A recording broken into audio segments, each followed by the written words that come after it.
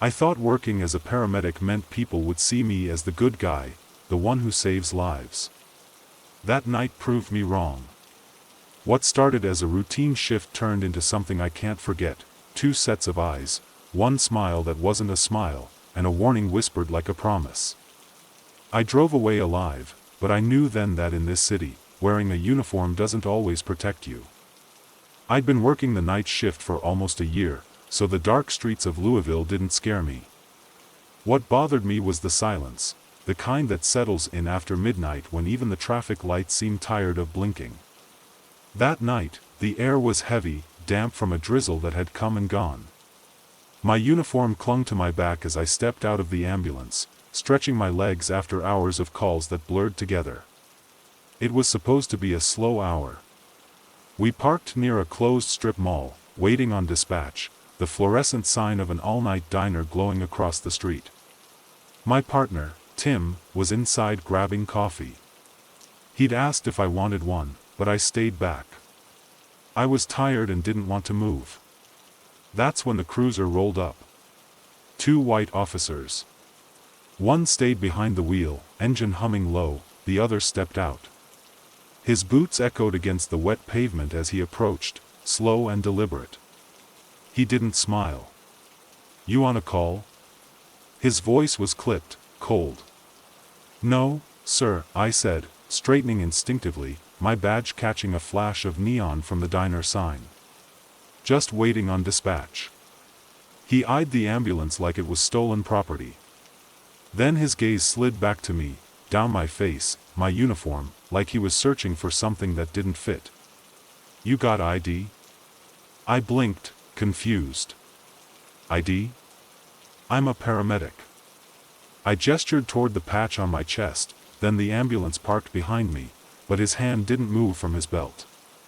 I asked for ID. The way he said it, like a challenge, made my stomach tighten.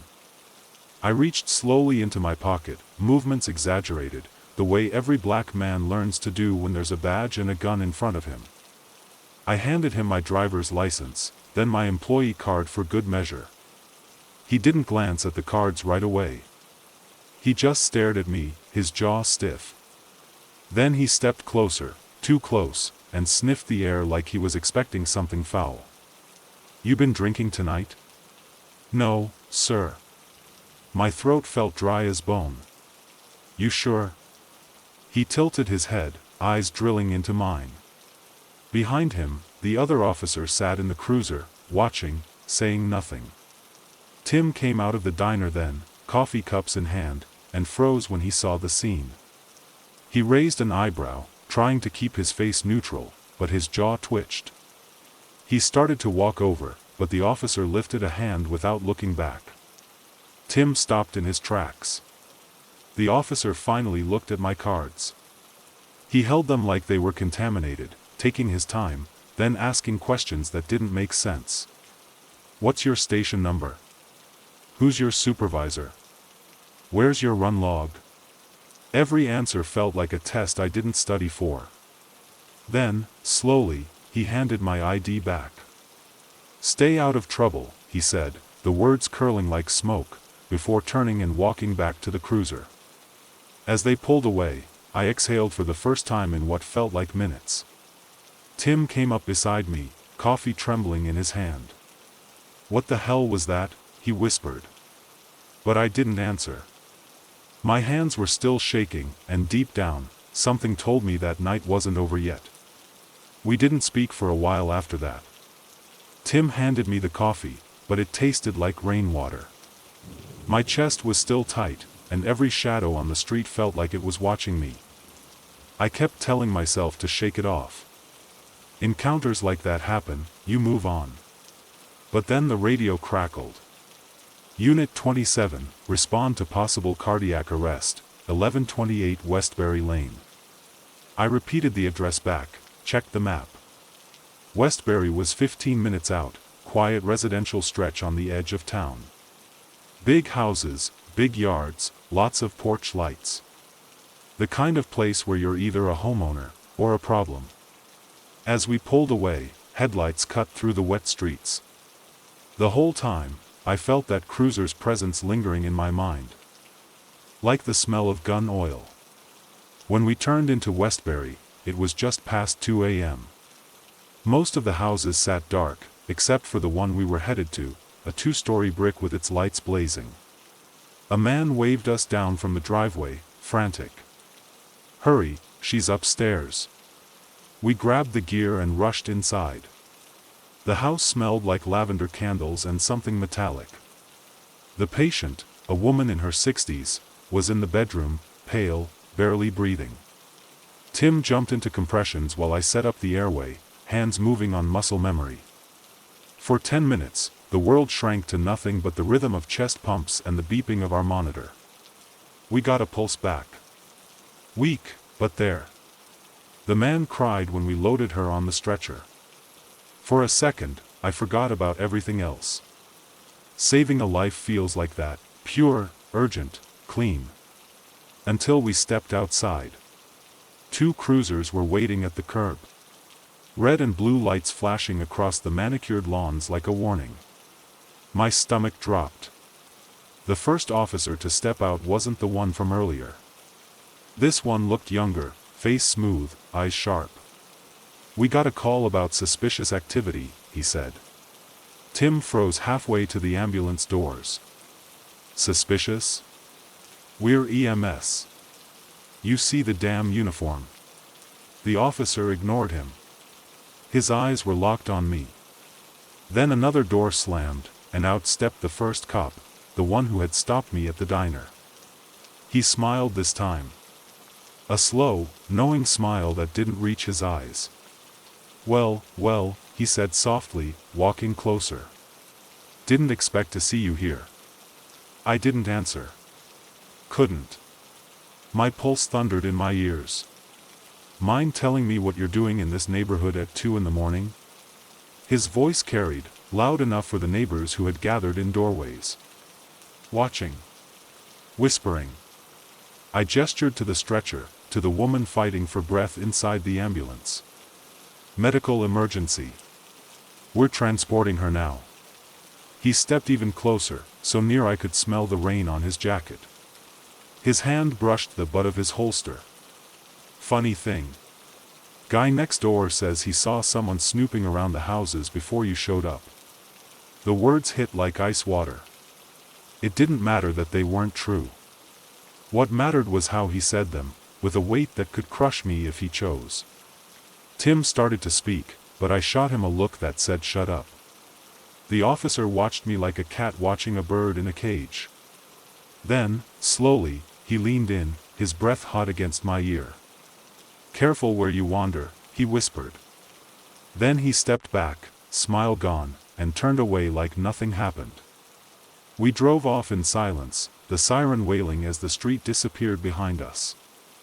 I kept my eyes on the road, but every few seconds, I checked the mirrors.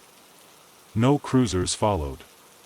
Still, I couldn't shake the feeling that I'd been marked, my name, my face, filed away in some invisible ledger. A debt waiting to be collected. I dropped the woman off alive. But when I lay down hours later, staring at my ceiling, the only thing I could hear was that voice, low and calm. "Careful where you wander." And I knew, deep in my bones, that the next time I saw him, I might not walk away. It was supposed to be routine, a late-night emergency call in a quiet neighborhood. But when we arrived, fear was already thick in the air, and it wasn't just about a medical crisis. The woman's whisper, the pounding on the door, and those eyes that followed me into the dark left me with one chilling truth: some warnings don't need words. The call came in just after midnight, one of those addresses that makes you glance at your partner and say nothing. Oak Ridge Terrace. Gated community, neat hedges, cars that gleamed even under the streetlights. The kind of place where you feel like a guest just for driving through. Dispatch said it was a possible allergic reaction. Female, mid-30s, difficulty breathing. Nothing unusual about that. But the tone in the dispatcher's voice, the tight edge, told me there was more to the story. As we pulled up to the address, I noticed two things: The house was big enough to hold 3 of mine, and there were lights on in every window, like the whole place was on alert. My partner, Eric, a white guy from the suburbs, muttered under his breath. "Man, these folks live good." I said nothing. My focus stayed on the door, where a woman stood waiting. She was black, maybe late 30s, wearing a silk robe that clung to her like she'd just run through the rain. Her hair was loose, her face pale beneath a sheen of sweat. She clutched the doorframe like it was the only thing keeping her upright. "Hurry," she rasped as we approached. "Please." Inside, the air smelled like cinnamon and something sharp, medicine, maybe. She led us to the kitchen, where an open EpiPen lay on the counter, used and discarded. Her breathing was shallow, each inhale catching in her throat. "We need to get you on the stretcher," I said gently, pulling on gloves. "You're safe now." She nodded, eyes wide, but her hands trembled as she reached for me. Don't let them in," she whispered. I frowned. "Who?" Before she could answer, the doorbell rang. Hard. Twice. Then came the pounding. Eric looked at me, confused, then headed toward the sound.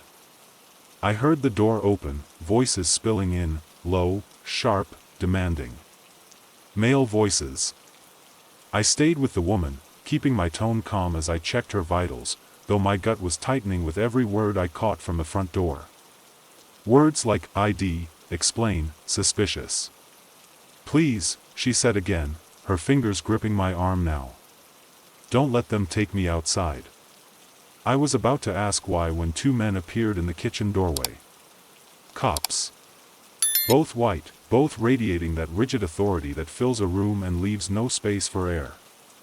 One had his hand resting, not casually, on his holster. "What's going on here?" he barked, eyes sweeping over me, then dropping to the woman slumped in the chair. "Medical emergency," I said, steady as I could. "She's having an anaphylactic reaction. We're transporting her now." "Got a call from a neighbor," the other officer said, his voice slick with something that wasn't concern. "Said someone broke in." "She lives here," I replied, gesturing toward her. "This is her house." But the first cop's eyes didn't leave me. "ID," he said flatly. I froze for half a beat. My badge was right there on my chest, reflective under the kitchen lights.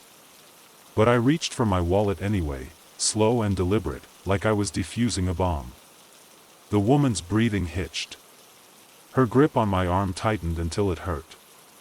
"Don't let them take me," she whispered again, eyes glassy with something deeper than fear. And that's when I realized this night was about to turn into something I'd carry for the rest of my life. The officer barely glanced at my ID before shoving it back. His gaze stayed on me like I'd done something wrong just by existing in that kitchen. Eric came back in, face tight, hands flexing at his sides.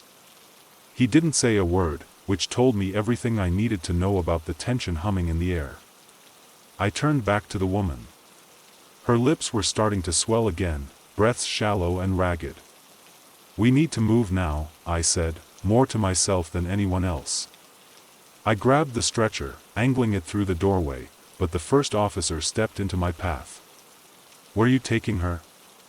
His voice was calm in a way that made the hair on my neck rise. "To the ER. She's crashing." He didn't move. "Neighbor said she was screaming for help." "She's in anaphylaxis," I snapped before I could stop myself. "That's why she was screaming." His hand hovered near his belt. The other cop drifted closer to Eric, boxing us in like wolves. For a second, I wondered if they even cared whether this woman lived or died. "Let us do our job," I said, forcing my voice steady.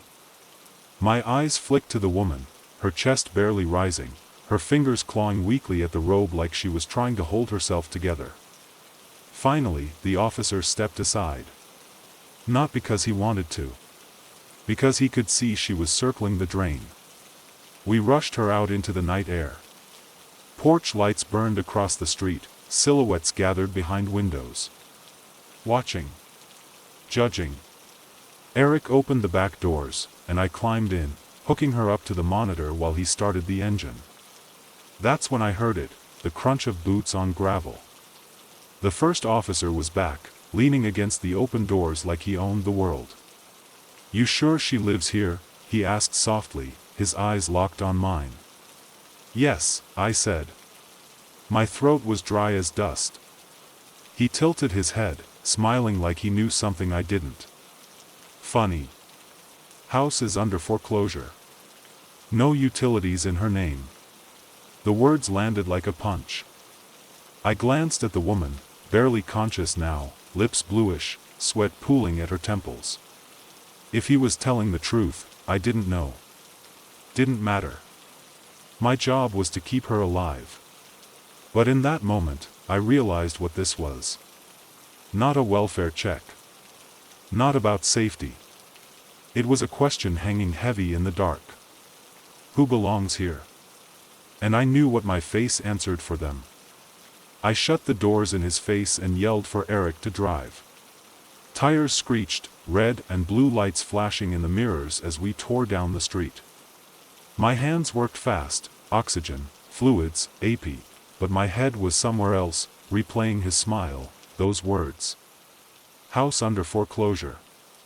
No utilities in her name. We got her to the hospital alive. Barely. They wheeled her into a bay, her hand slipping from mine like smoke. Hours later, when I finally stepped outside, the sky was gray with dawn. I checked my phone out of habit. No missed calls. No texts. But when I walked to my car, there it was on the windshield. A business card. No name. No number. Just the department badge embossed in black, pressed into the cardstock like a scar. I stood there for a long time, the parking lot empty around me, feeling the weight of that card in my hand. A reminder. Not of the woman I'd saved, but of the line I'd crossed just by answering a call. When the call came in, it sounded routine, someone short of breath in an old house on a forgotten street. But what we found inside didn't belong in the world of the living. The smell, the silence, and that voice. I can't stop thinking about it. Some calls don't just haunt you, they follow you home. We got the call a little after 3 a.m., the worst hour, when the streets feel hollow and every shadow looks like a secret. Dispatch said it was a wellness check. Caller reported chest pain, shortness of breath, then the line went dead. Address was an old part of town, streets lined with weathered homes that had seen better decades. Eric was driving, sipping lukewarm coffee from a styrofoam cup, trying to fill the silence with small talk. I wasn't listening. Something about the tone of the dispatcher's voice kept nagging at me. Calls that start and end like that, they never feel clean. The house was at the end of a narrow street, porch light flickering against peeling paint. No cars in the driveway, just a broken basketball hoop leaning like a drunk against the fence. The grass was knee-high, damp from a recent rain. I knocked on the door. No answer. Knocked again, harder this time, calling out, EMS. The door creaked open a few inches. Not like someone opened it, more like it was never closed all the way. A faint smell drifted out, sharp and sour, cutting through the night air. Hello? I called, stepping inside with Eric close behind. My boots sank slightly into the worn carpet. The house was silent, except for the hum of an old refrigerator somewhere in the back. That smell got stronger as we moved in. Sweat, mildew, and something else. Something that made my stomach tighten. Sir? I called again. EMS. We're here to help. Then we heard it. A voice, faint, like a breath stretched into words. Back here. I followed the sound down a narrow hall to a bedroom at the end. The door was half closed, and the air behind it was thick, heavy, wrong. When I pushed it open, I saw him. A black man, maybe mid-40s, sitting on the edge of a bed. Skin gray with sweat, eyes sunken deep. His hands trembled as he gestured weakly toward his chest. "Hurts," he whispered. I stepped closer, scanning him automatically, labored breathing, lips tinged blue, the kind of look that tells you every second counts. "We're gonna help you," I said softly, reaching for my bag. He nodded once, slow, like each movement cost him something. That's when I noticed the room. Curtains drawn tight. Clothes scattered across the floor like someone left in a hurry. And on the dresser, a pile of unopened mail, dust thick enough to write your name in. Eric glanced at me, his face pale. "You smell that?" he mouthed. I did. And it wasn't coming from the kitchen. It was coming from here. From him. I tried to shake it off, focus on the job. "Let's get you on the stretcher," I said, forcing calm into my voice. But when I reached for his arm, my glove stuck for a fraction of a second. Skin shouldn't feel like that. And then, in the dim light, I saw it. The mottled patches along his neck. The faint, greenish hue creeping under his shirt collar. The kind of changes that don't happen in hours. Or even a day. I froze, breath locked in my chest, as the truth hit me like a freight train. This man wasn't alive. And he hadn't been for a long time. Or a second, I couldn't move. My brain refused to process what my eyes already knew. The smell, the discoloration, the coldness that seemed to radiate off him like a shadow, all of it slammed together in one awful realization. Eric whispered behind me. "What the hell?" His voice cracked, barely audible. The man was still sitting upright, head slightly tilted, those hollow eyes fixed on me. I kept waiting for him to blink, to breathe, to do anything that made sense. But nothing happened. His chest didn't rise. His lips didn't move. Yet I swore I heard that whisper again, curling through the silence like smoke. "Hurts." My stomach lurched. I grabbed the flashlight from my pocket and shined it at his face. That's when I saw the truth in brutal clarity. His skin wasn't just pale, it was collapsing inward. The jaw slack, teeth exposed in places where lips had started to dry and peel. Eric backed up a step, hand clamped over his mouth. "He's been gone for days," he muttered. "Not days. Longer." The smell told me that. But the dispatcher said the call came in less than an hour ago. A voice. This address. This room. I forced myself to check for a pulse anyway, because that's what we do. My fingers brushed his wrist, and something crumbled under the glove. Skin sliding off bone. I pulled back so fast I nearly dropped the light. Eric's breathing was sharp, shallow. "We need to get out of here," he said. I nodded, but my legs didn't move. My eyes kept drifting to the phone on the nightstand. Old, cracked screen glowing faintly. I picked it up with 2 fingers, like it might burn me. The call log was open. Outgoing call, 2:57 a.m. Duration, 34 seconds. I stared at it until my vision blurred. How? Who? That whisper replayed in my head, low and raw, back here. The air in the room felt heavier now, pressing against my chest.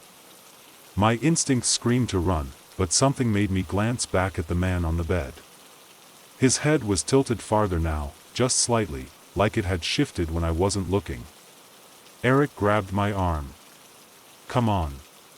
His voice was tight, on the edge of panic. We backed out of the hallway, every step slow and deliberate, as if turning our backs would invite something we couldn't fight. When we reached the front door, the night air hit me like a tidal wave. I didn't breathe until we were inside the rig, doors slammed shut. Eric started the engine with shaking hands, tires crunching over wet pavement as we pulled away. Neither of us spoke for a mile. Finally, he muttered, "You're calling that in, right?" I stared straight ahead, knuckles white on my knees. My mouth opened, but no sound came out. Because what was I supposed to say? That a dead man called us? That I stood in a room where time didn't make sense? We filed the report hours later, clinical words on a glowing screen, deceased on arrival. No resuscitation attempted. Estimated time of death, unknown. But even now, sitting in the quiet of my apartment, I keep hearing that voice. Not from memory, not from guilt, fresh, like it's curling out of the dark corner behind me. Back here. And I know one thing for certain, I will never answer another wellness check without wondering who, or what, is on the other end of that call. We answered the call like any other, two black paramedics racing to save a life in a quiet suburban home.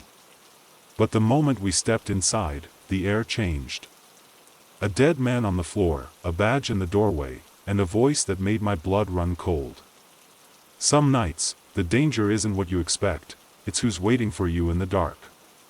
Night shifts were supposed to feel routine after 5 years on the job, but some nights never let you forget who you are. This one started quiet, the kind of slow crawl that makes you think about bills, family, and when you'll finally get some sleep. My partner, Deshaun, sat behind the wheel of the rig, tapping his fingers on the steering wheel to an old R&B track. Two black paramedics rolling through a part of town where faces like ours didn't usually belong, not unless someone needed saving. Dispatch hit us with a call just past 1 a.m., unresponsive male, possible overdose. 144 Pinecrest Drive. The name Pinecrest made my stomach dip. That street sat deep in the suburbs, wide lawns, shiny cars, cameras on every porch. We both knew what that meant. As we rolled in, the neighborhood was dead quiet except for the hum of streetlights. Houses lined up like teeth, all glowing with that soft, golden light rich people love. Our headlights swept across a row of manicured hedges before we stopped in front of a house that looked like a magazine cover. No one met us at the door. Deshaun glanced at me, jaw tight. You feel that? I did. That quiet wasn't normal. It wasn't just sleep, it was the kind of silence that means people know you're there, and they don't like it. I rang the bell, then knocked hard. Finally, the door cracked open. A white woman in her late 40s stood there in silk pajamas, clutching a phone like a lifeline. Her eyes darted over us, then past us, like she was checking if anyone saw us pull up. He's upstairs, she whispered, voice trembling. Hurry. Please. Inside smelled like lemon polish and money. Family portraits lined the hallway, vacations, graduations, perfect smiles. We moved fast, gear in hand, following her up the staircase that seemed to stretch forever. The bedroom door was wide open. A man lay sprawled on the carpet, face down, motionless. Mid-50s, expensive watch glinting on his wrist. His skin had that ashy tone I've seen 100 times before. I knelt to check a pulse. Nothing. Time down? I asked. She hesitated. I don't know. He was fine an hour ago. We started the drill anyway, compressions, airway, the whole routine, because that's what we do, even when the clock says otherwise. I pushed down on his chest, counting silently, but something about the rhythm felt wrong. Too much give. No recoil. Deshaun shot me a look that said what I was already thinking. This man had been gone a lot longer than an hour. That's when I heard it. A voice behind me. Low. Cold. What are you doing in my house? I turned, sweat chilling on my neck. A man stood in the doorway, not the one on the floor, but another. Younger, broad-shouldered, wearing a badge clipped to his belt. His eyes slid from me to Deshaun like we were stains on the carpet. I'm EMS, I said evenly. We got a call for cardiac arrest. His jaw worked, but he didn't move. And now you're tearing up my father's chest. Sir, I started, he has no pulse. I said stop. The weight in his voice froze the room. The woman by the bed had gone pale, her hands twisting the hem of her robe. I looked at Deshawn, then back at the man in the doorway. Every instinct told me this wasn't about medicine anymore. This was about something else. Something that had nothing to do with saving a life, and everything to do with who was standing in this room at 2 in the morning. Deshawn's hand stilled on the chest compressions. The silence was so thick I could hear the faint tick of a clock somewhere down the hall. I straightened slowly, sweat sliding down my back beneath the uniform. "Sir," I said carefully, "we're required to attempt resuscitation unless there's a valid DNR. Do you have paperwork?" His eyes narrowed, cold and sharp. "You think you can come in here and tell me about paperwork?" He took a step forward. The weight of his boots sinking into the plush carpet. His badge caught the lamplight. "Police." Deshawn's voice came low, controlled. "We're just trying to do our job." The man smiled then, a thin, crooked thing that wasn't friendly. "Your job?" He laughed once, humorless. "Funny. Because right now, it looks like you're making a mess of my father's body." The woman by the bed flinched at his words. Her lips parted, like she wanted to speak, but nothing came out. I started to reach for my run sheet, but his voice cut through the air like a blade. "Don't move." My hand froze mid-air. "You got ID?" he asked, tone flat as stone. "It's on my chest," I said, my voice steadier than I felt. "Paramedic. Louisville Metro EMS." He stared at the badge for a long second, then at my face. The air between us felt heavy, electric. Finally, he stepped closer, too close, until I could smell the faint tang of gun oil on his uniform. He looked me up and down like he was memorizing every inch of me. "You boys always come out here this fast?" His tone was almost casual, but the way his hand hovered near his hip told a different story. Dispatch echoed in my head, the call we'd rushed to, the urgency that pulled us out here. And now, here we were, being treated like suspects in the middle of a medical scene. Deshawn broke the silence. "If you're done, we need to call this. He's been gone for a while." The cop's gaze slid to him. "How long?" "Long enough that CPR's a formality," Deshawn said, his voice clipped. The man's jaw tightened, something dark flickering in his eyes. "So you're saying my father's dead and you just, what? Leave him like trash?" "Nobody said that," I cut in, my throat dry. "We're here to help. That's all we're here for." He stared at me for a beat that felt like forever. Then he leaned in, his voice so low it made my skin crawl. "Watch how you move in this neighborhood," he whispered. "People talk. People remember." Then he stepped back, slow and deliberate, like he'd made his point. The woman let out a shaky breath, her eyes darting between us like she wanted to apologize but couldn't. I packed up the gear with hands that didn't feel like mine, every motion stiff and mechanical. When we finally walked out, the night air hit me like a slap. Deshawn didn't speak until we were in the rig, doors shut, engine humming. "What the hell was that?" he said, voice low and tight. I didn't answer. Couldn't.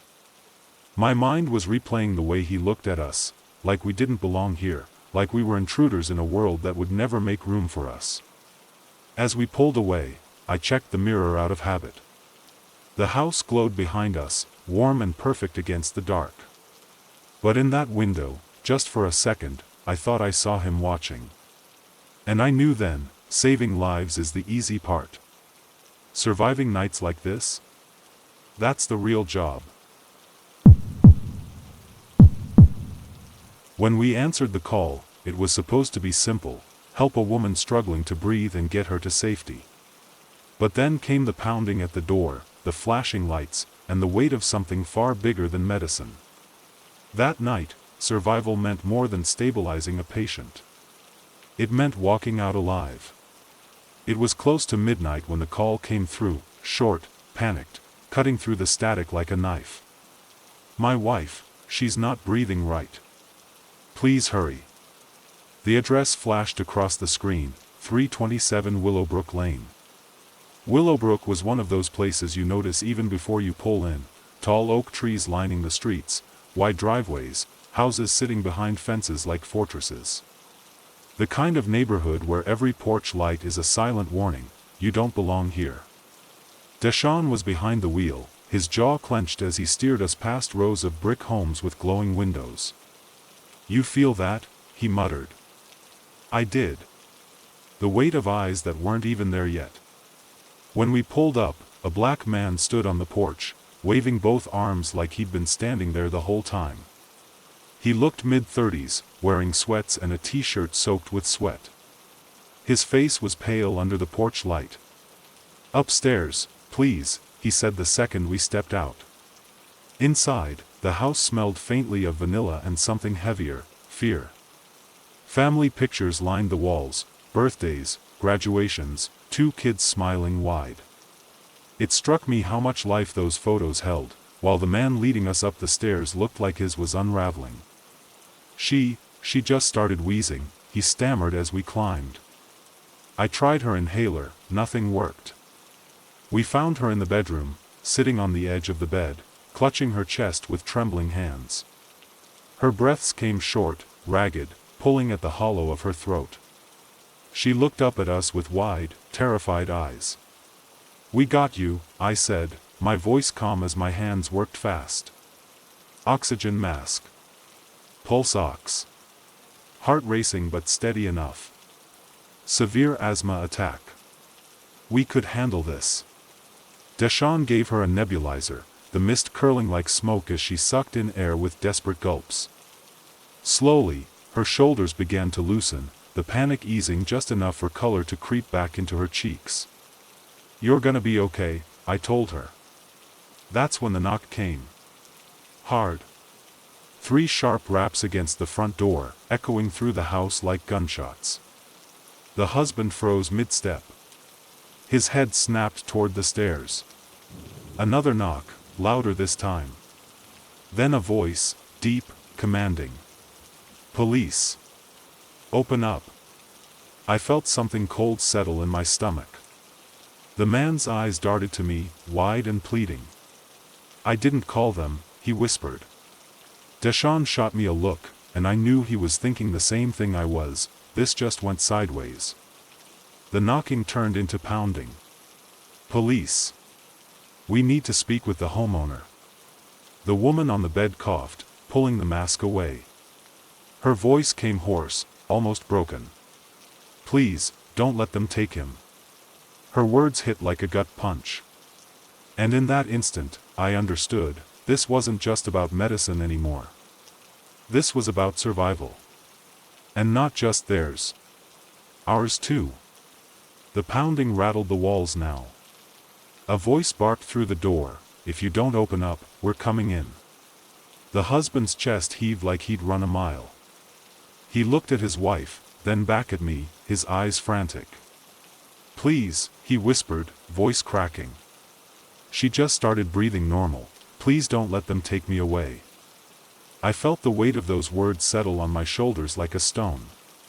My job was to save lives, not play defense against something I couldn't control. But I could feel the heat of their fear. The kind that comes from knowing what happens when the wrong eyes see you in the wrong place at the wrong time.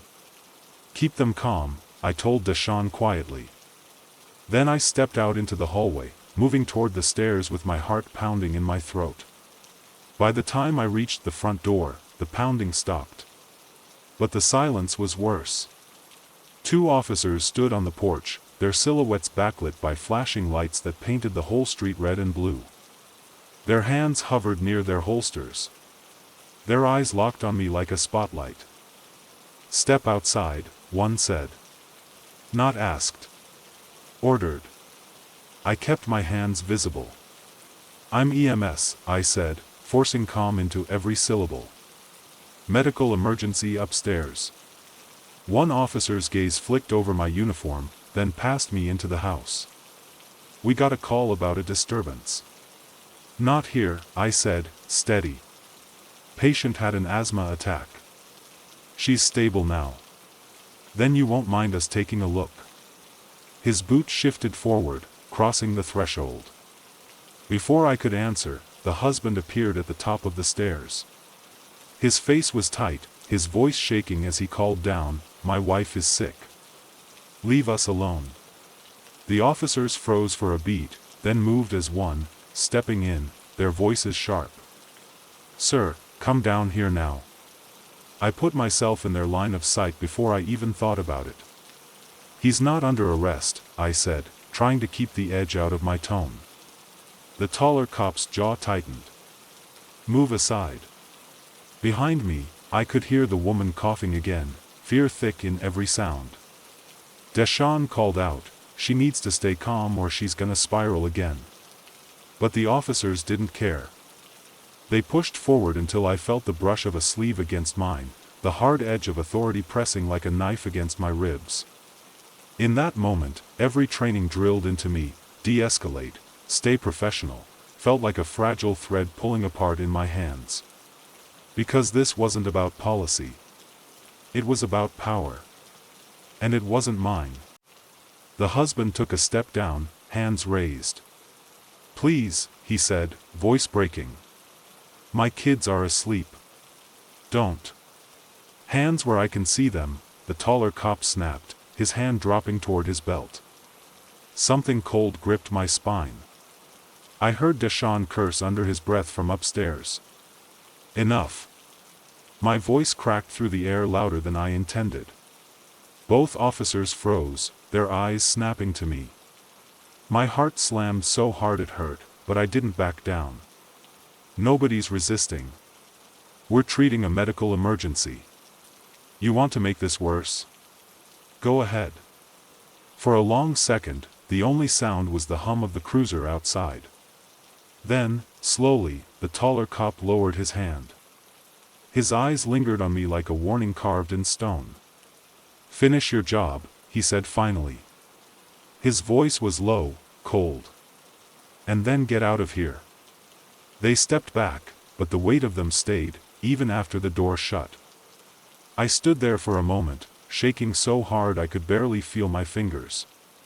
When I went back upstairs, the husband's shoulders sagged with relief, the wife clutching his hand like she'd never let go. "You good?" Deshawn asked under his breath as we loaded our gear. "Yeah," I lied. But the truth hit me on the ride back, lights from quiet streets blurring past. We save lives every day. But nights like this remind me, sometimes, just making it home alive feels like the biggest miracle of all. Thanks so much for watching. Your support truly means the world to me. Every like, every comment helps this channel grow and keeps me going. If you enjoyed the video, please hit that like button and share your thoughts in the comments. I read every single one. And don't forget to subscribe so you never miss a new upload. My dream right now is to reach 100 subscribers, and with your help, I know it's possible. See you in the next one.